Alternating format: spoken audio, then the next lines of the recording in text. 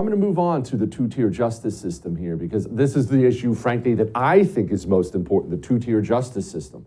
But I want you to say I spend so much time on it because I'm so passionate about it, but I understand if you don't frankly care about anything else until you can afford the same amount of groceries, the same amount of hamburger meat you used to be able to afford a couple years ago. I get it if that's your only issue because that sucks, right?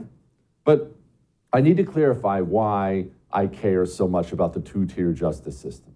We have the latest and greatest information out about Trump. They have some Obama guy named Jack Smith doing the special investigation into Trump. He's the special counsel. By the way, you appoint a special counsel when you think there's some sort of a conflict of interest. The point of a special counsel is so he can be, above all the politics, he's just going to be a straight shooter. He just worried about the law. Justice is blind. Yeah, this guy is an Obama guy. It's just tied right into the Obamas.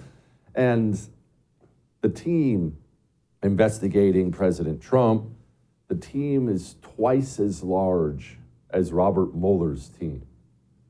Please don't be under the impression just because this isn't in the news every day that all this stuff with Trump is blowing over and it's all gonna work out in the end.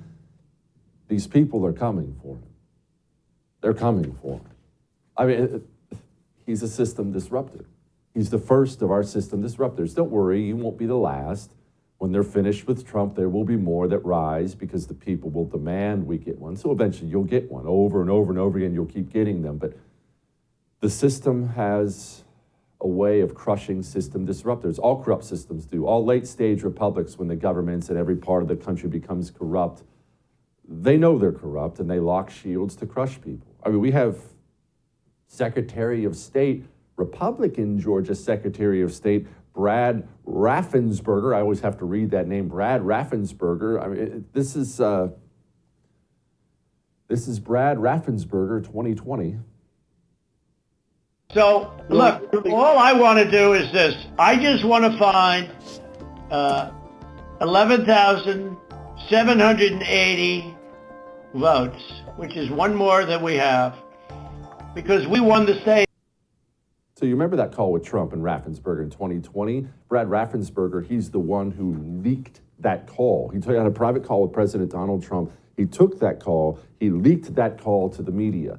Why do I bring this up? Because the latest subpoena is Brad Raffensperger.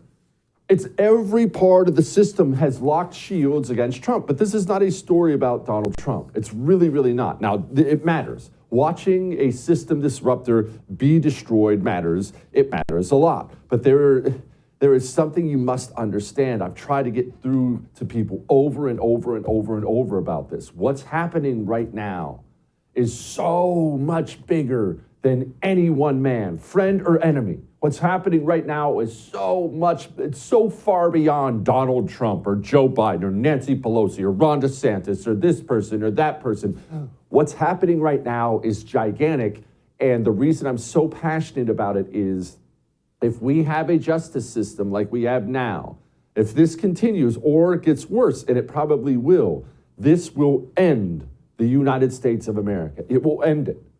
You remember we've talked to you a whole bunch about the pro-life activists who've been arrested by the Department of Justice. And we're talking 60, 70, 80-year-olds, pastors. What did they do? They apparently were in violation of some weird FACES Act. Their crime, the dastardly crime that brought armed FBI SWAT teams to their door, was reading Bible verses and singing Christian worship songs at abortion clinics, attempting to save lives. No violence, no nothing, simply out there attempting to save lives. Well, as you already know, because we've talked about it extensively on the show, the Department of Justice is out there kicking in doors, rounding them up. Why? Now we know, we assumed before, but now we know the DOJ, the Department of Justice, remember, that is the top law enforcement arm in the United States of America. Everything, including the FBI, falls underneath the DOJ. Why are they doing this? They're doing this in response to the Supreme Court overturning Roe versus Wade. So the DOJ is admitting that they're sending the FBI to the homes of 80-year-old pastors because it's a temper tantrum response to a Supreme Court decision they don't like?